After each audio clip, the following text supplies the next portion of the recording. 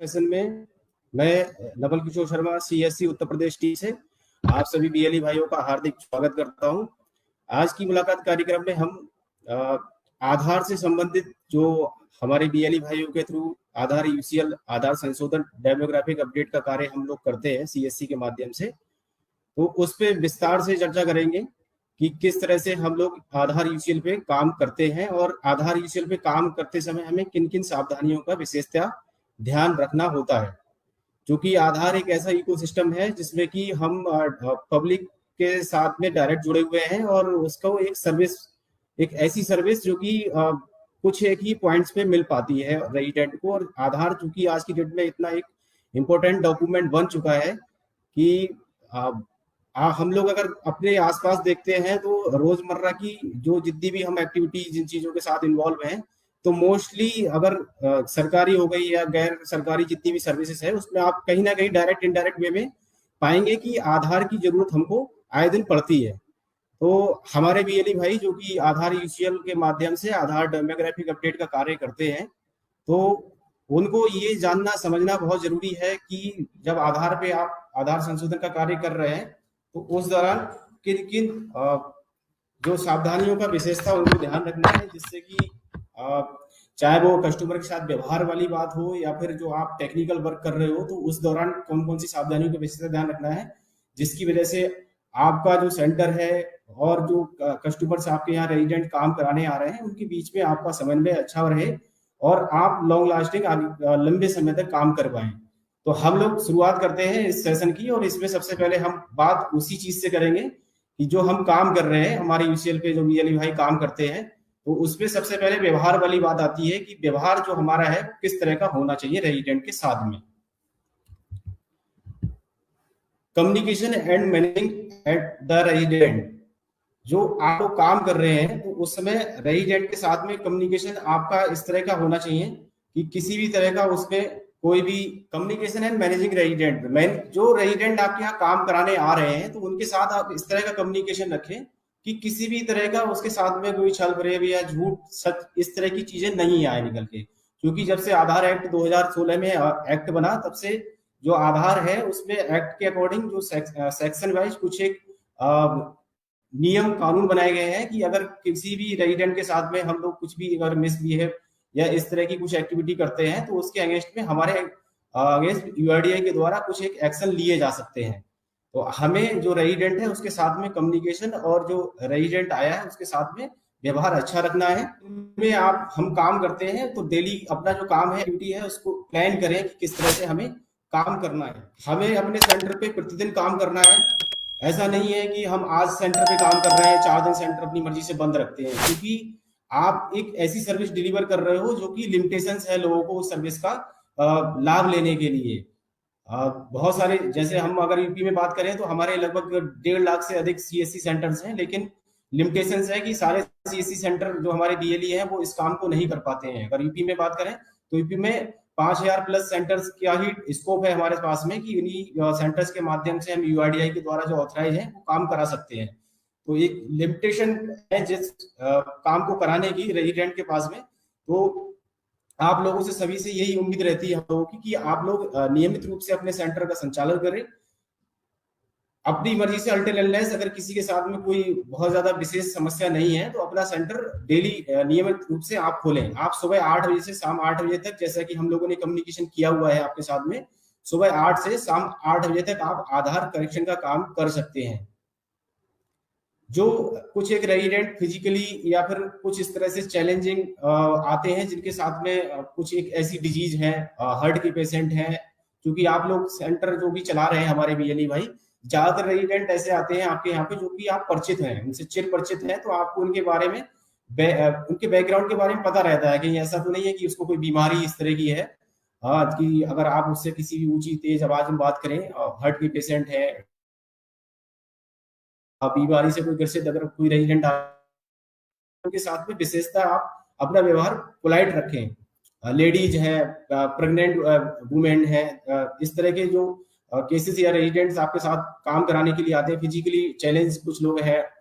दिव्यांगजन है, तो उनको आप जो है प्रायोरिटी पे काम करें उनका, और उनके साथ विशेषता जो व्यवहार है बहुत ज्यादा पोलाइट रखें अपना, स्ट्रेट फॉरवर्ड उनको आंसर, या स्ट्रेट फॉरवर्ड कोई भी अगर चीजें आपको समझ में नहीं आ रही है, उनको समझ में नहीं आ रही है, तो कम्युनिकेशन के साथ में बहुत ज्यादा स्ट्रिक्ट व्यवहार ना रखें। जो एनरोलमेंट फॉर्म आप रेजिडेंट से कई बार रेजिडेंट इतने पढ़े लिखे नहीं है, तो वो रेजिडेंट एनरोलमेंट फॉर्म अपने आप से नहीं भर पाते हैं, तो उनकी मदद कर सकते हैं आप रेजिडेंट का कि आप इस तरह से इस प्रकार अपना फॉर्म भर लीजिए, ना कि सीधे सीधे कि आप जैसे जाओ जहां से करा के लाओ, किसी से भी करा लाओ, हमें कुछ नहीं पता है, तो आप उनकी हेल्प कर सकते हैं। ये रेजिडेंट को जो एनरोलमेंट फॉर्म है वो खुद से ही भरना होता है, और उसकी जानकारी जो उसे खुद से पता है तो वो खुद भरेगा उसको। इन केस अगर वो इलिटरेट है, पढ़े लिखे नहीं है, तो आप हेल्प कर सकते हैं वहां पे।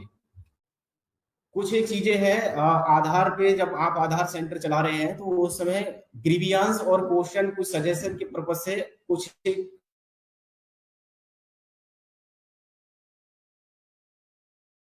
बढ़िया है कि कुछ एक मेल आईडीज हैं, तो वो मेल आईडी आप अपने सेंटर पे जरूर रखें लगा के। हम लोग आईसी मटेरियल की बात करते हैं, तो आप लोगों से ब्रांडिंग की जो बात होती है, तो एक ये उसका पार्ट है कि आपके सेंटर पे प्रॉपर ब्रांडिंग तो हो ही। आधार सेवा केंद्र जो आप आधार संशोधन केंद्र चला रहे हैं, तो आधार संशोधन केंद्र एक तो आपका पहले बेस सीएससी है, तो सीएससी से संबंधित ब्रांडिंग, तो बैंक बीसी जिस भी बैंक के आप बीसी है उस बैंक से संबंधित ब्रांडिंग आपके सेंटर पे होनी चाहिए। फिर बात आती है, आप चूंकि आधार संशोधन का कार्य कर रहे हैं, आधार डेमोग्राफिक अपडेट का काम कर रहे हैं, तो आधार संशोधन केंद्र आपके सेंटर पे इस तरह की ब्रांडिंग जरूर लगी हुई हो कि हाँ, आप आधार संशोधन का कार्य होता है यहाँ पे, और कौन कौन सी सर्विसेज आप यहाँ पे देते हैं। आधार संशोधन के दौरान आपको कौन सी चीजें नहीं करनी चाहिए, डूज डोंट डूज, इस तरह की जो गाइडलाइंस है वो पूरी आपके सेंटर पे लगी हो, आपके सेंटर पर रेट लिस्ट लगी हुई हो। आप अपने जो कस्टमर्स आते हैं उन कस्टमर्स की एंट्री के लिए उन्होंने क्या काम किया, आपने कितना उनसे चार्जेस लिया किसी भी सर्विस का, तो वो एक रजिस्टर, कस्टमर रजिस्टर आप अपने सेंटर पे जरूर बना के रखें। रेजिडेंट जो भी आपके यहाँ काम कराने आते हैं, और उनको अच्छे से समझा के भेजें कि जो आधार जनरेशन का प्रोसेस है, मैक्सिमम टाइम लिमिट जो है वो 90 डेज का टाइम पीरियड होता है, तो उस टाइम पीरियड से पहले जो है रेजिडेंट अपने घर पे बैठ के 1947 जो हेल्पलाइन नंबर है उस पर अगर वो अपना एनरोलमेंट नंबर बताएंगे, तो वहां से भी वो जानकारी ले सकते हैं कि जो उन्होंने आधार अपडेट का कार्य कराया था, तो उनका आधार जनरेट हुआ या नहीं हुआ है। क्योंकि कई बार होता क्या है कि जो रेजिडेंट सेंटर से आपके संशोधन कार्य करा के जाते हैं, तो वो बार बार या तो आपको कॉल करते हैं, या फिर आपके सेंटर पे आके, अगर वो आसपास के रहने वाले हैं, तो आपके सेंटर पे पूछने आते हैं कि हमारा जो हमने काम कराया था वो अभी हुआ नहीं हुआ भैया। तो इन सब चीजों को, इस तरह के फुटफॉल को रोकने के लिए आप लोग 1947 जो रेजिडेंट जा रहे हैं उनको बता के भेजें, क्योंकि जो आप लोग रेजिडेंट को स्लिप देते हैं उसमें भी वो लिखा रहता है नीचे ये सारी चीजें, तो बता दें कि ये नंबर है, उस नंबर पे आप अपने आधार जो आपने करेक्शन कराया है, ईआईडी नंबर या कुछ बेसिक डिटेल वहां पे पूछी जाती है हेल्पलाइन नंबर पे, वो बताएंगे तो उनके आधार से संबंधित जो जानकारी है जो लेना चाह रहे हैं उनको मिल जाएगी। जब उनको आधार जनरेट हो जाएगा तो प्रिंट कराने वो आपके यहाँ पे आ सकते हैं। इस तरह का कम्युनिकेशन, फेयर कम्युनिकेशन करते हुए रेजिडेंट को अपने यहाँ से, आप सेंटर से जब भी उनका काम करते हैं तो जरूर बता। रेजिडेंट कोई भी काम कराने आता है, मान लीजिए उसने अपना नाम अपडेट कराया, उसने एड्रेस अपडेट कराया, तो जनरली लोग जो है मोबाइल नंबर या ईमेल आईडी, उनको अगर जब तक जरूरत नहीं है तो वो नहीं कराते हैं। ठीक है, पीओआई पीओए वो लेके आया होगा जिस से संबंधित वो अपना अपडेशन कराने आया है, तो वो डॉक्यूमेंट लेके आया होगा। लेकिन अगर वो मोबाइल नंबर मेल आईडी के लिए आपसे नहीं भी कह रहा है लगाने के लिए, तो आप जो रेजिडेंट है उसको सजेस्ट करिए कि मोबाइल नंबर और मेल आईडी भी अपने आधार से वो लिंक करा लें, अपने आधार में मोबाइल मेल आईडी को अपडेट करा लें। क्योंकि mobile number mail ID update कराने का कोई एडिशनल डॉक्यूमेंट भी नहीं चाहिए होता है। आप रेजिडेंट को सजेस्ट करोगे तो वो इसको एग्री करेगा, और उसको इन फ्यूचर कभी जरूरत पड़ेगी तो दोबारा से करेक्शन या फिर दोबारा से अपडेट कराने की जरूरत नहीं पड़ेगी। आप लोगों को भी एडिशनल कोई ज्यादा मेहनत या एफर्ट करने की जरूरत भी नहीं है। उस समय जब आप रेजिडेंट का फॉर्म भर रहे होते हैं तो उसको सजेस्ट करें कि अपना मोबाइल नंबर, जो भी उनका एक्टिव मोबाइल नंबर है प्रेजेंट टाइम में, उसको वो अपडेट करा दें। साथ में रेजिडेंट जब आते हैं तो रेजिडेंट जो काम कराने आ रहा है, आप उसको देखकर ही पता लग जाता है कि वो पढ़ा लिखा है। और आजकल तो हम लोग सभी लोग स्मार्टफोन यूज कर रहे हैं, रेजिडेंट भी जितने भी हैं सब स्मार्टफोन यूज कर रहे होते हैं। तो स्मार्टफोन यूज कर रहे हैं तो उसमें कहीं ना कोई मेल आईडी जरूर उसने अपनी बनाई होगी, किसी भी ना किसी पर्पज से काम को यूज में लाने के लिए। तो मेल आईडी के लिए भी आप सजेस्ट कर सकते हो कि आप मेल आईडी अपनी अपडेट करा लीजिए आधार में, और आधार एनरोलमेंट फॉर्म पे सिंपल सा मेल आईडी आपने मेंशन किया, और जब आप उसका करेक्शन कर रहे हैं तो जो फील्ड्स हैं मोबाइल नंबर और मेल आईडी वाली, तो वहां पे आप मोबाइल नंबर और मेल आईडी भी उसका लिंक करें। इससे क्या होगा, कई बार मोबाइल पे ओटीपी नहीं आता है, मोबाइल पे इस तरह के जो कोई भी किसी का कहीं आधार यूज करने की अगर मिस यूज करने की कोशिश कर रहा है, तो फेलियर वाले मैसेज ओटीपी मोबाइल पे नहीं आते। मोबाइल पे जो केवल इस तरह के ओटीपी आते हैं जो सक्सेस होते हैं, लेकिन मेल आईडी पे अगर रेजिडेंट के आधार से कोई भी कहीं पे भी कुछ भी हिट करने की कोशिश करेगा तो उस पर फेलियर के मैसेज भी आते हैं। तो उस पर्पज से मेल आईडी को भी लिंक अप कराना बहुत ज्यादा जरूरी है। आप रेजिडेंट को अपने आधार में मेल आईडी को लिंक कराने के लिए सजेस्ट करें। और भी है यहाँ पे देखने वाली, जो जेंडर होते हैं, जेंडर वगैरह के लिए हम लोग कोई डॉक्यूमेंट उसमें नहीं लगता है, तो जेंडर जब आप लोग अननेसेसरी किसी का कोई जेंडर चेंज या इस तरह की एक्टिविटी करने की कोशिश ना करें। डॉक्यूमेंट से संबंधित ये सारी चीजें जो है व्यवहार में आती हैं कि आप जो रेजिडेंट आ रहा है तो उससे बेसिक सी क्या चीजें आप उसका काम जो अपडेशन कराने आ रहा है वो तो वो करोगे ही आप, लेकिन साथ में और चीजें आप उसके लिए फिर या अपना कस्टमर्स के साथ में अच्छा कम्युनिकेशन, अच्छी सर्विस को एड ऑन करने के लिए क्या क्या चीजें कर सकते हैं। ठीक है, यहाँ पे बताया गया है कि strictly adhere to standard operation जो प्रोसीजर्स हैं वो सभी अच्छे से आप लोग फॉलो करें, जो बताई गई है गाइडलाइन है उसके अनुसार काम करें। किसी भी रेजिडेंट का कोई भी किसी तरह का जो टेम्पर्ड एप्लीकेशन या डॉक्यूमेंट होता है उसको यूज ना करें। टेम्पर्ड का मतलब जो वो डॉक्यूमेंट लेके आया है उसके साथ में किसी भी तरह की कोई ओवर राइटिंग, व्हाइटनर या कटिंग, इस तरह का कोई भी चीज अगर वो लेके आया है डॉक्यूमेंट को तो हमें यूज नहीं। आधार सर्विस के लिए एडिशनल जो चार्जेस हैं वो नहीं लेने हमें। डेमोग्राफिक अपडेट है या डॉक्यूमेंट अपडेट है, दोनों के लिए 50 रुपीज चार्जेस आपको बताए गए हैं, तो 50 रुपीज चार्जेस ही हमें लेने हैं। प्रिंट के लिए भी आप लोग कलर फोटो कॉपी, जो फोटो पेपर होता है कलर कॉपी और लेमिनेट करके देते हैं, तो 30 रुपीज मैक्सिमम उसके लिए अलाउड है। तो आपको यही चार्जेस रेजिडेंट से लेने हैं, इसके अलावा ज्यादा चार्जेस नहीं लेने हैं। अपना जो सिस्टम है आपको कभी भी विदाउट यूआईडी, सीएससी यूआईडी जो टीम है हमारी, 4 लोग हम यहाँ स्टेट में हैं, हमारे सेंट्रल टीम से भी आपको अगर कभी भी कोई कॉल आती है तो सेंट्रल टीम से या आपको लग रहा है कि अननोन नंबर से कॉल आ रही है और आपको इंसिस्ट कर रहा है कि वो अपना आईडी डेस्क पे दे दीजिए या कोई ओटीपी बता दीजिए, तो प्लीज बिल्कुल भी ऐसा व्यवहार ना करें उनके साथ में। हम लोगों से जरूर संपर्क करें, जो यूआईडी सीएससी यूपी में यूआईडी की टीम है उनको बताएं। अपने डिस्ट्रिक्ट मैनेजर को भी आप बता सकते हैं, इन केस अगर यहाँ पे स्टेट में आप अप्रोच नहीं कर पा रहे हैं तो हमारे जिले में डिस्ट्रिक्ट मैनेजर, डिस्ट्रिक्ट टीम है, उनको बताएं कि इस तरह से हमारा आधार सॉफ्टवेयर को रिमोट पे लेने के लिए, हैंड डेस्क पे देने के लिए कॉल आ रही है, या कोई ओटीपी या इस तरह की कोई भी एक्टिविटी करने के लिए आपके साथ में व्यवहार बनाने की कोशिश कर रहा है, तो प्लीज किसी को भी अननोन पर्सन को आप लोग अपना एनीडेक्स बिल्कुल भी ना दें। जो आधार पे आप सिस्टम यूज कर रहे हैं उस सिस्टम को एनीडेक्स पे बिल्कुल नहीं दें। किसी भी तरह से आपके आसपास कोई भी और लोग हैं जो कि आधार गलत तरीके से बना रहे हैं, बनाने की कोशिश कर रहे हैं, कई बार हम लोगों के साथ में आप शेयर करते हैं जानकारी कि सर हमारे क्षेत्र में आके कोई इस तरह से आधार करेक्शन कर रहा है, आधार बनाने का काम कर रहा है, जो कि कहीं पे भी यूआईडीआई की जो वेबसाइट है, क्योंकि जैसे आपके जितने भी सेंटर्स हैं और यूआईडी के जितने भी और भी सेंटर किसी भी रजिस्ट्रार या फिर एजेंसी के हैं, सभी अपॉइंटमेंट यूआईडीआई अपॉइंटमेंट जो पोर्टल है उस पर दिखाई देते हैं। वो उस पोर्टल पे अगर कोई भी सेंटर डिस्प्ले नहीं हो रहा है, किसी भी ऑपरेटर की जानकारी नहीं आ रही है, और आपके आसपास आके अगर कोई भी आधार करेक्शन या आधार बनाने का कार्य करता है, तो आप यूआईडीआई के जो हेल्पलाइन या मेल आईडीज हैं उन पे वो शेयर कर सकते हैं, उनकी शिकायत कर सकते हैं कि यहाँ पे ये इलीगल तरीके से या अनऑथराइज रूप से आधार करेक्शन या आधार बनाने का कार्य कर रहे हैं। तो इसको लेके भी आप लोग जो है सचेत रहें, और इस तरह के जो लोग हैं उनसे इन्फ्लुएंस होके आप अपने सेंटर पे उनको बुला के या अपने सेंटर पे बैठाकर भी काम कराने की कोशिश ना करें। आप सीएससी के साथ जुड़े हुए हो तो सीएससी के साथ, या सीएससी ने जो आपको प्लेटफॉर्म दिया है आधार यूसीएल या डेमोग्राफिक अपडेट का, उसी प्लेटफॉर्म को यूज करें। किसी भी तरह से और कोई वेबसाइट या कोई और सॉफ्टवेयर या किसी भी दूसरी एजेंसी को बुला के उसके ऑपरेटर को आप अपने सेंटर पे बैठा के आधार से संबंधित अनऑथराइज वे में जो काम है वो बिल्कुल भी ना करें। आप कोई ना दूसरा पोर्टल यूज करें, ना किसी भी दूसरे व्यक्ति या किसी रजिस्ट्रार एजेंसी की मशीन जो चल रही है उसको अपने सेंटर पे बैठा के काम करने के लिए अलाउ करेंगे। क्योंकि आप सीएससी के साथ जुड़े हुए हैं, सीएससी का जो प्लेटफॉर्म है आधार करेक्शन के लिए आपको दिया गया है, आधार डेमोग्राफिक अपडेट के लिए यूसीएल दिया हुआ है। तो जितना भी आपको करेक्शन करना है, चाहे वो मोबाइल लिंकेज है, चाहे नाम करेक्शन है, एड्रेस अपडेट है, डीओबी है, मेल आईडी है, कुछ भी है, किसी भी तरह का डेमोग्राफिक अपडेट है, तो आपको केवल अपने यूसीएल सॉफ्टवेयर के माध्यम से करना है।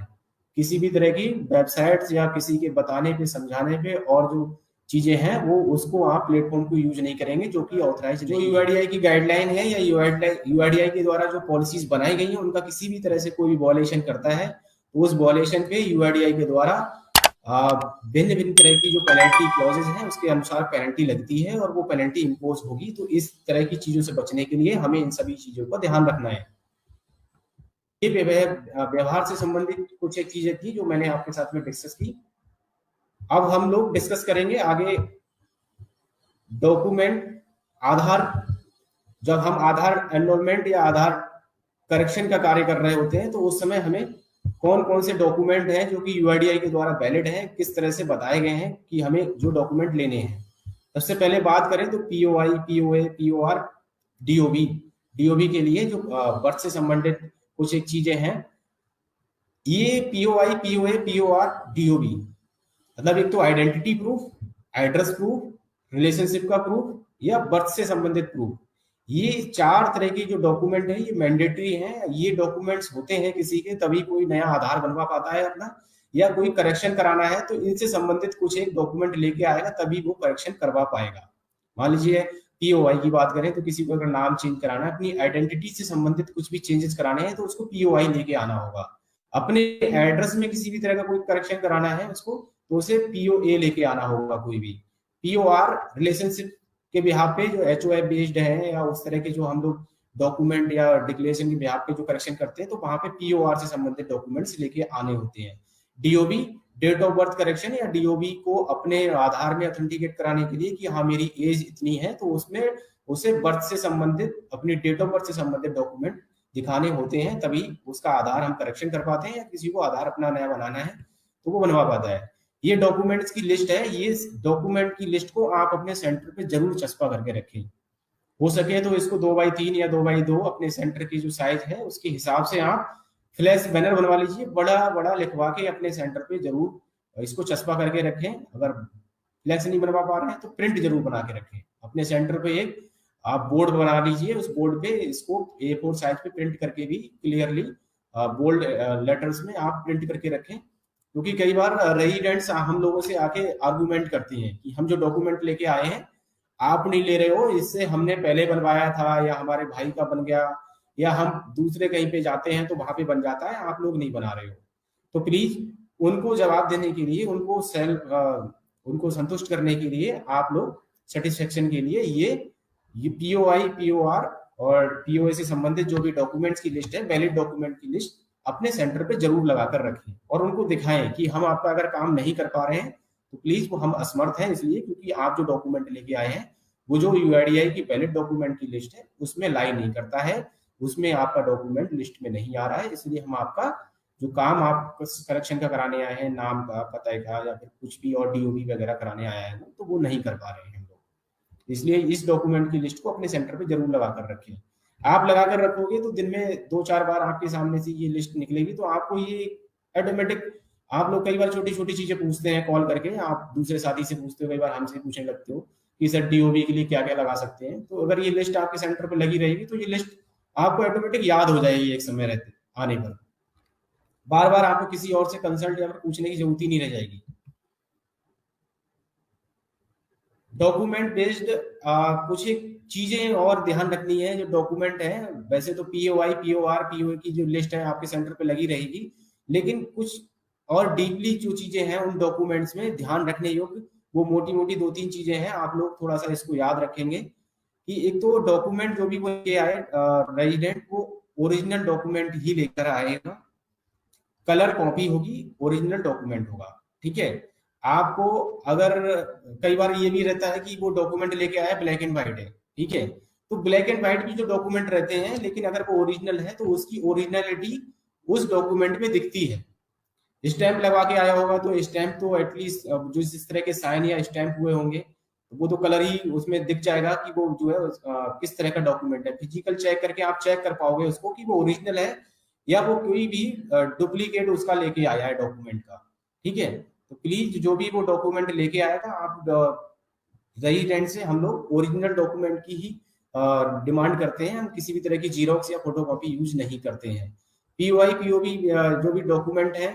उसमें रेजिडेंट का नाम जो है वो जरूरी है, रेजिडेंट के नाम से ही वो होने चाहिए। ऐसा नहीं है कि वो उसके फैमिली मेंबर का लेके आ गया और बोलेगा कि मेरा आधार सही कर दो।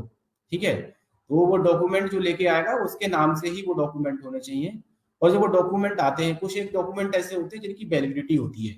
जैसे कि आप पासपोर्ट है, ड्राइविंग लाइसेंस है, तो इनकी वैलिडिटी है। या यूआईडीआई का स्टैंडर्ड फॉर्मेट भी हम आजकल यूज करते हैं, जो जिसमें कि एड्रेस अपडेट के लिए या कुछ भी और अपडेट कराना है, तो यूआईडीआई के स्टैंडर्ड फॉर्मेट को जो हम यूज कर रहे हैं तो उसकी भी एक वैलिडिटी है। उस पर ऊपर कॉर्नर टॉप में डेट का कॉलम रहता है। उस डेट में का पर्पज ये है कि जिस डेट में वो यूआईडीआई स्टैंडर्ड फॉर्मेट को जिसने भी कंसर्न ऑफिसर ने रजिस्टर्ड ऑफिसर से करा के लाया है या फिर ग्राम प्रधान से या किसी से भी वो करा के लाया है, जो भी अथॉरिटी है जिसने कि वो साइन या इशू किया है, तो वो जिस डेट में इशू किया है उससे 3 महीने के अंदर ही आप उस डॉक्यूमेंट को यूज कर सकते हैं। तो जो डॉक्यूमेंट जिनकी वैलिडिटी है, पासपोर्ट, ड्राइविंग लाइसेंस, इन सभी की वैलिडिटी होती है 15-20 साल जो भी है। टाइम पीरियड वो उस पर लिखा रहता है, जो डॉक्यूमेंट है उस पर वैलिडिटी या एक्सपायरी। या फिर स्कूल में जो बच्चे पढ़ रहे होते हैं तो उनके आईडी कार्ड में भी सेशन वाइज वो जो भी डॉक्यूमेंट आईडी ग्रुप है उसका, तो उस पर सेशन लिखा रहता है। जैसे अभी सेशन चल रहा है जो 22-23 सेशन चल रहा है, तो उस पर सेशन लिखा रहेगा ईयर, हाँ सेशन लिखा होगा या वैलिड अप टू लिखा रहेगा उस पर, जो भी डेट रहेगी स्कूल के आईडी कार्ड की। तो आप लोग जो है इस चीज को देख लें कि जो वो डॉक्यूमेंट लेकर आया है वो वैलिडिटी उसकी एक्सपायर तो नहीं हो गई है। वो टाइम पीरियड उसका जो वैलिडिटी का है, अगर उसके अंदर ही बियॉन्ड द वैलिडिटी लेके आया है तभी आपको यूज करना है, अदरवाइज हम उसको यूज नहीं करेंगे। वाटर बिल है, टेलीफोन बिल है, इलेक्ट्रिसिटी बिल है, ये सभी 3 महीने पुराने ही हम यूज करते हैं। इससे ज्यादा पुराना है तो हम इसको यूज नहीं करेंगे। Rent agreement should be used before expiry date. एक तो रेंट एग्रीमेंट की अगर हम यहाँ पे बात करें तो रेंट एग्रीमेंट जो नॉर्मली हम लोग तहसील से या फिर नोटराइज वकील से जो बना के लोग लेके आते हैं, यूज करने की कोशिश करते हैं, यहाँ पे वो उसकी बात नहीं हो रही है। जो रेंट एग्रीमेंट है वो रजिस्ट्रार ऑफिस से जो रजिस्ट्री करते हैं, जिस तरह से रजिस्ट्रार ऑफिस है, रजिस्ट्रार ऑफिस से जो जारी किया हुआ रेंट एग्रीमेंट है उस एग्रीमेंट की बात यहाँ पे हो रही है। और वो भी जो है एक्सपायरी डेट से पहले का ही होना चाहिए। ऐसा नहीं है कि मुंबई में 4 साल पहले रह रहे थे और वहां पे कोई उन्होंने वो डॉक्यूमेंट बनवाया था और उसके बाद यहाँ पे आ गए और यहाँ पे अलग जगह रहने लगे हैं, लेकिन मुंबई वाले डॉक्यूमेंट को यूज कर रहे हैं जो एग्रीमेंट था उनका, तो वो एग्रीमेंट आप यूज नहीं कर सकते हैं। वो तो आप लोग जो इस तरह के एग्रीमेंट हैं जिनमें कि एक वैलिडिटी या फिर टाइम पीरियड की बात होती है, तो उसमें टाइम पीरियड जरूर देख लें कि बियॉन्ड द वैलिडिटी वो होना चाहिए, एक्सपायर्ड जो है डॉक्यूमेंट नहीं हो। अब एचओएफ बेस्ड जो हम लोग अपडेट करते हैं, आप लोगों को हमने एक फॉर्मेट शेयर किया कि इन केस अगर कोई भी head of the family member है, कोई फादर है और वो अपनी फैमिली में जो भी और मेंबर्स हैं, उनके बच्चे हैं, किसी का कराना चाह रहे हैं, तो वो एड्रेस अपडेट करा सकते हैं। ठीक है, तो एचओएफ बेस्ड जो आप लोग एड्रेस अपडेट करेंगे, वहां पे बात हो रही है एचओएफ मतलब हेड ऑफ द फैमिली, जो उस फैमिली का मेन हेड है, उसका ही वो अपना डिक्लेरेशन दे सकता है डाउन लाइन जो उसके फैमिली में मेंबर्स हैं, कि अगर उसके आधार में जो एड्रेस है उनका एड्रेस भी वो कर किया जा सकता है, उनको फिर दूसरे किसी डॉक्यूमेंट की जरूरत नहीं है। ठीक है, तो यहाँ पे उसी सेम फैमिली के इमीडिएट जो भी उसका वो है हेड ऑफ द फैमिली, उसी का डॉक्यूमेंट या फिर उसी की डिक्लेरेशन के बिहाफ पे एड्रेस करेक्शन होता है। न कि ये कि दूसरे की फैमिली को कोई वेरीफाई कर देगा कि मैं इन्हें जानता हूं और मेरा एड्रेस ये है। हाँ, पीओआर से संबंधित यहाँ पर रिलेशनशिप डॉक्यूमेंट वहां पे वो शो करना होता है हेड ऑफ द फैमिली वाले केस में। नेम चेंज सभी बीएलई भाई को हमने पहले भी बताया हुआ है। नेम चेंज जो अगर बात करें हम करेक्शन करते हैं, नॉर्मली हम बात करते हैं यहाँ पे करेक्शन की, तो किसी के नाम में कोई माइनर करेक्शन है, स्पेलिंग मिस्टेक है या सरनेम वगैरह उसको ऐड कराना है, तो वहां पे करेक्शन की बात होती है। जहाँ पे चेंज अगर वर्ड आ गया तो वहां पे चेंज आइडेंटिटी, जैसे किसी का नाम है, फर्स्ट नेम की बात हो रही है, राम कुमार से किसी को श्याम कुमार कराना है, ठीक है, या राम कुमार से मोहन कुमार कराना है किसी को अपना नाम, तो यहाँ पे वो उसका नाम पूरा चेंज हो रहा है। दोनों अपने आप में एक अलग नाम है और दो नाम के इस तरह के लोग अलग अलग होते हैं। तो यहाँ नेम चेंज के लिए हम लोग रेजिडेंट को गजेट नोटिफिकेशन कराने के लिए बोलते हैं। गजेट नोटिफिकेशन के लिए उसको किसी भी जानकार वकील से मिलना होता है, ठीक है, और वो पीओआई और पुराना जो उसका कोई नाम रहा होगा उसके फोटोग्राफ से संबंधित पूरी एक प्रक्रिया, अलग एक पूरा प्रोसेस है उसका गजेट नोटिफिकेशन का, उसको फॉलो करते हुए गजेट नोटिफिकेशन करा के लेके आएगा और उस डॉक्यूमेंट को आपके पास आएगा लेके, तभी आप उसका नाम चेंज कर पाएंगे।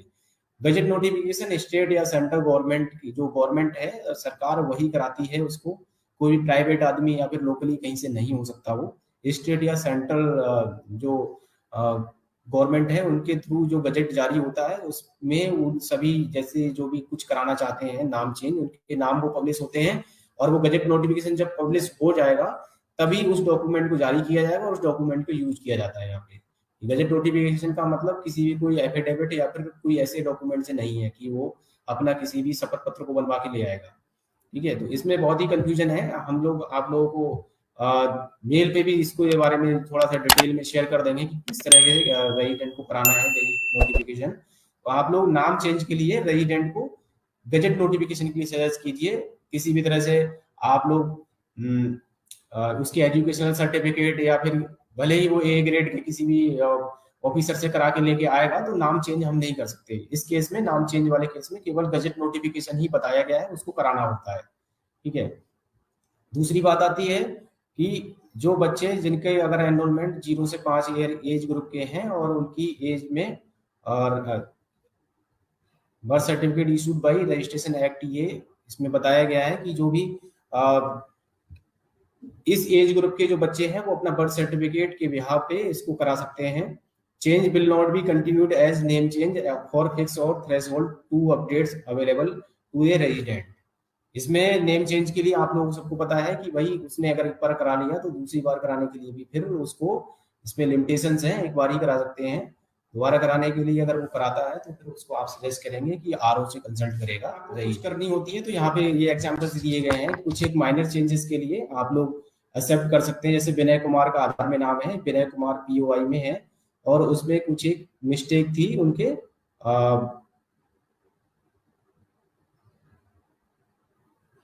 स्पेलिंग से संबंधित। प्रोनाउंसिएशन अगर हम किसी का उच्चारण करते हैं और उच्चारण में अगर वो चीज एक ही आ रही है पढ़ने में, तो आप यहाँ पे जो करेक्शन की बात है वो उससे है, ठीक है। प्रोनाउंसिएशन अगर पूरा चेंज हो गया और वो चेंज कराने की कोशिश कर रहे हैं तो वहां पे हमें गजट नोटिफिकेशन के लिए सजेस्ट करना होगा। यहाँ पे आप जो स्लाइड में दिखा रहा हूँ आप देख पा रहे होंगे, यहाँ पे कुछ एक स्पेलिंग से संबंधित मिस्टेक्स हैं।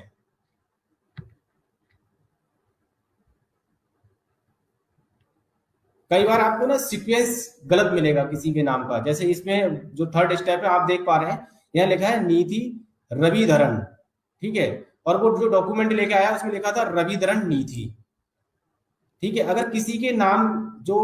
वो चेंज कराने जा रहा है और वो डॉक्यूमेंट लेके आया उसमें सीक्वेंस में अगर आगे पीछे है और वो डॉक्यूमेंट जो लेके आया है उसमें सीक्वेंस कुछ अलग है तो आप उसको एक्सेप्ट कर सकते हैं। थर्ड वाला जो मैं आपको स्लाइड शो कर रहा हूं आप देख पा रहे होंगे, इसमें लिखा है नीति रविधरन, लेकिन जो वो डॉक्यूमेंट ये आधार में उसके नाम था, जो वो डॉक्यूमेंट लेके आया पीओए उसमें लिखा है रविधरन नीति। इट मींस उसका केवल सीक्वेंस चेंज हो रहा है, फर्स्ट नेम सेकंड जो फर्स्ट और लास्ट नेम है उसमें सीक्वेंस में चेंजेस हो रहे हैं, ठीक है। तो यहाँ पे इस तरह के डॉक्यूमेंट अगर कोई लेके आता है और चेंज कराने की कोशिश करता है तो आप इसको एक्सेप्ट करेंगे यहाँ पे, ठीक है। अभी यही चीज हम लोग, मैं अभी आपको नेक्स्ट जो पीपीटी है उसमें शेयर करूंगा। आजकल जो हम डॉक्यूमेंट अपडेट वाली बात कर रहे हैं, डॉक्यूमेंट अपडेट में कुछ एक इस तरह की माइनर चेंजेस को यूआईडीआई ने एक्सेप्ट किया है इसको और उन्होंने अलाउ कर दिया है इन चीजों को। अगर इस तरह की कुछ मिस्टेक्स के साथ में कोई डॉक्यूमेंट अपडेट करने जा रहे हैं आप, तो आपको फिर उसको डेमोग्राफिक अपडेट करने की जरूरत नहीं है, वो डॉक्यूमेंट एक्सेप्टेबल है। इसमें संशोधन किया है यूआईडीआई ने, तो इस तरह की चीजों में आप लोग करेक्शन या फिर डॉक्यूमेंट अपडेट करते समय उसके डॉक्यूमेंट एक्सेप्ट कर सकते हैं। कुछ एक करेक्शंस हैं जहां पे कि हम लोग मैं फिर से बार बार आपको वही दोहराऊंगा कि प्रोनाउंसिएशन आप जो पढ़ने में आ रहा है अगर प्रोनाउंसिएशन में कोई भी चेंज नहीं आ रहा है, ज्यादा बोलने में एक ही चीज आ रही है, तो आप इस तरह के डॉक्यूमेंट्स को एक्सेप्ट कर सकते हैं। जो एक डॉक्यूमेंट या डिक्लेरेशन शेयर की गई है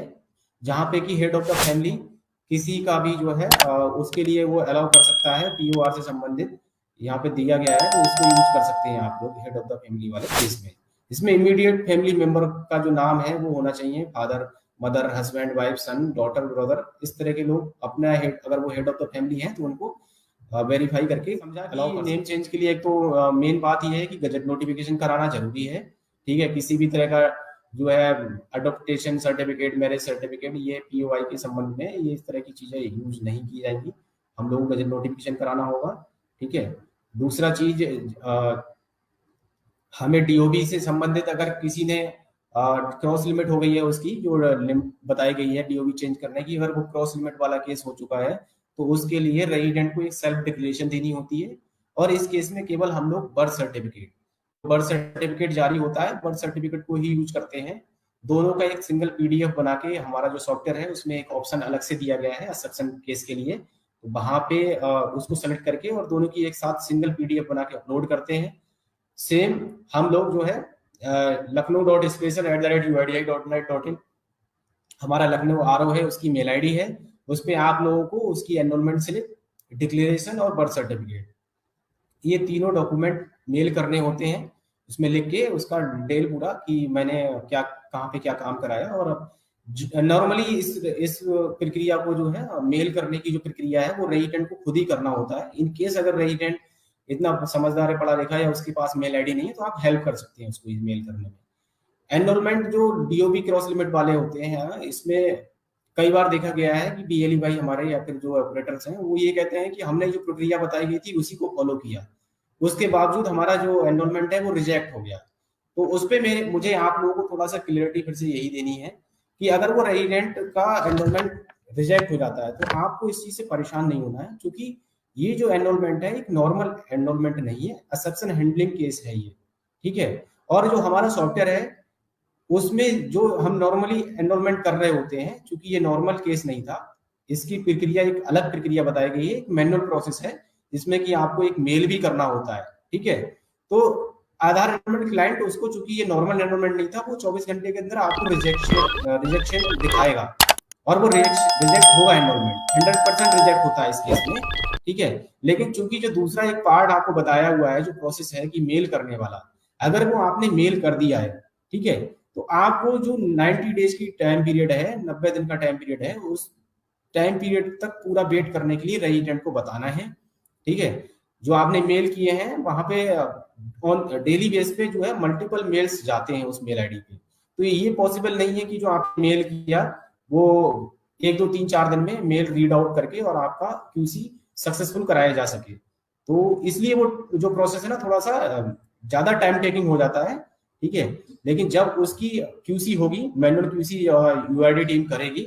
जो आपके मेल्स गए होंगे उस मेल को चेक करेंगे और आपने जो एनरोलमेंट क्लाइंट के थ्रू उसका एनरोलमेंट किया है उस डिटेल को वो चेक करेंगे। दोनों चीजें अगर सही पाई जाएंगी, पूरे प्रोसेस को सही से फॉलो किया गया होगा, तो उसकी क्यूसी के बिहाफ पे उसको वो जनरेट किया जाएगा बाद में। ठीक है, तो सभी बीएलई भाई कभी भी परेशान ना हो इस चीज को लेके कि आपने जो एनरोलमेंट किया था वो रिजेक्ट हो गया और हम फिर दोबारा एनरोलमेंट कर देते हैं कई बार। तो प्लीज रेजिडेंट को जो मैक्सिमम टाइम लिमिट किसी भी आधार को जनरेट होने की बताई गई है उस टाइम लिमिट तक वेट करने के लिए बोलिए। इन केस अगर किसी रेजिडेंट को बहुत ज्यादा जरूरत है या फिर उसको बहुत ज्यादा समस्या आ रही है, इस चीज से वो जूझ रहा है, काफी समय से उसका रिजेक्ट हो जा रहा है बार बार, तो आप सजेस्ट कर सकते हैं कि वो आरओ संपर्क कर सकता है रेजिडेंट, वो खुद से संपर्क करे, जो भी डॉक्यूमेंट्स है दस्तावेज के साथ में वो वहां पे पोस्ट भी कर सकता है या फिर जाके सबमिट भी कर सकता है आरओ में। आरओ हमारा जो है लखनऊ है, लखनऊ आरओ जो रीजनल ऑफिस यूआईडीआई है वहां पे जाके वो संपर्क कर सकता है रेजिडेंट खुद से, लेकिन उसको एनरोलमेंट कराना ही होगा। एनरोलमेंट उसे जो क्लाइंट है, चाहे वो यूसीएल हमारे जो बीएलई भाई यूज कर रहे हैं या फिर जो नॉर्मल ईसीएमपी क्लाइंट है जहाँ पे कि न्यू एनरोलमेंट भी होते हैं, उसके थ्रू भी वो कराएगा। ठीक है, लेकिन उसको दोनों प्रोसेस पूरे कराने होंगे, एक तो वहां पे एनरोलमेंट कराएगा क्लाइंट के थ्रू, और दूसरा जो मेल वाला प्रोसेस है उसको भी वो फॉलो करेगा। ठीक है, तो सभी रेजिडेंट को आप सही जानकारी दें, खुद भी अपनी जानकारी को करेक्ट करें कि ये जो प्रोसेस के थ्रू जितने भी एनरोलमेंट होते हैं वो रिजेक्ट इसलिए होते हैं क्योंकि ये एक एक्सेप्शन केस है, एक्सेप्शन हैंडलिंग में आता है, ये नॉर्मल केस नहीं था। जो डीओबी क्रॉस लिमिट में चले गए, जो डीओबी चेंज करने की जो ऑप्शंस दिए गए थे उससे ज्यादा वो बार ट्राई कर रहा है अपनी डीओबी को सही कराने के लिए। ठीक है, इसलिए उसका जो एनरोलमेंट है वो नॉर्मल एनरोलमेंट ना होकर के एक एक्सेप्शन एनरोलमेंट में जाएगा और दोनों प्रोसेस को उसे फॉलो करना होगा।